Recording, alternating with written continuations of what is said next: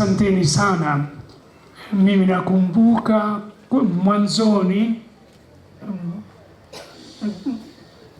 wilaya ilikuwa tuseme kanisa yenyewe hapo Manyoni ilikuwa nusu wa Dodoma, nusu wa Tabora, nusu wa Mbeya. Kwa hivyo waliunga pamoja wakati tulipoingia sisi wenyewe.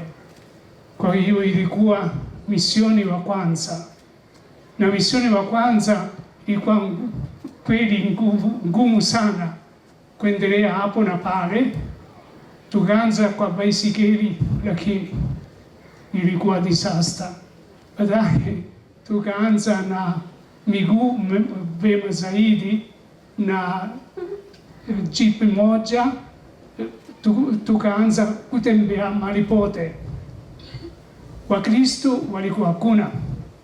Kwa hivyo tulikuwa tunakwenda kwa kijiji, tukaanza kuona watu na kusema kama wanapenda kujifunza kidogo juu ya dini. Tukachukua wale ambao walikuwa na nia ya kujifunza na tukaanza kufundisha. Ilikuwa katekisimu ya Kiswahili.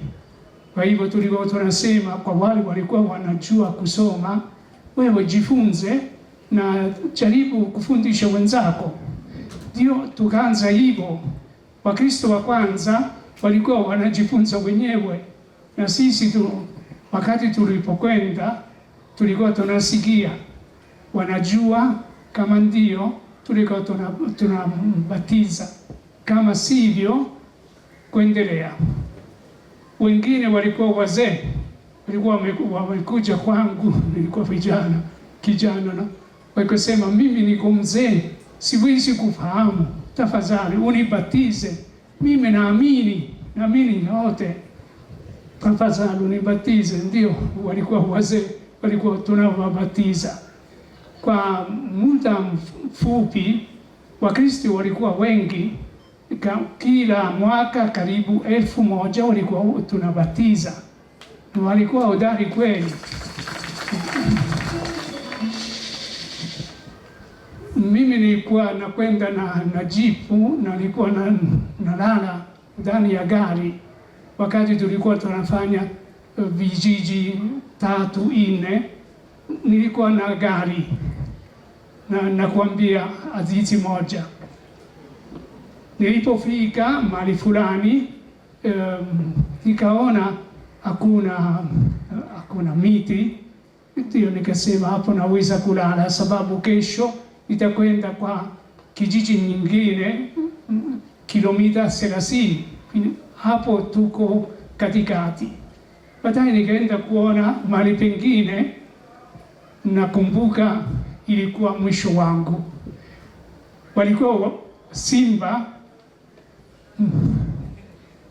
wawili,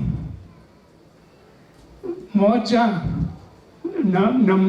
na wawili walikuwa, waliponiona yule dume akakaa kusimama na kuniangalia, na nikaanza mimi kufikiri mwisho wangu. Nikaomba Mwenyezi Mungu, niko sasa bado kidogo nitakuwa kwako. Na yule wa kike akafanya vile kusimama na kuniangalia na kusema tuko. Kwa hivyo ilikuwa nafikiri mwisho wangu hapo, Mungu wangu unihurumie. Na nikasimama pale na kufikiri leo hii niko mbele ya Mungu, nitasema aje unisamehe.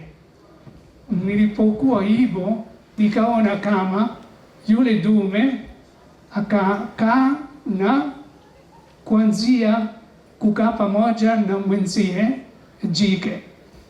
Na mimi nikarudi pole penye gari nikaanza ya kwanza, ya pili, ya tatu, ya nne, moja kwa moja kilomita, sababu nikasema Mwenyezi Mungu, asante, niko bado mzima. Kwa hivyo leo nashukuru ninyi, nashukuru maskofu hapo, yule ambaye akafanya miaka 60. Asante sana. Na kwa hivyo yeye alizaliwa wakati sisi tulipofika hapo, ndio sala zetu akawa askofu. Vema, mimi nasimama hapo, nasema nawashukuru sana mapadri wote, wamisionari wote, askofu, masista, ninyi ambaye mmekuja, nasema asanteni sana. Tujaribu kuendelea vizuri na